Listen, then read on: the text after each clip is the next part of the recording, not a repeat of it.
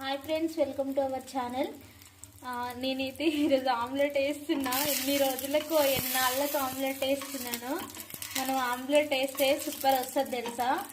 అంత టేస్ట్ కానీ భలే వెరైటీగా అనిపిస్తుంది.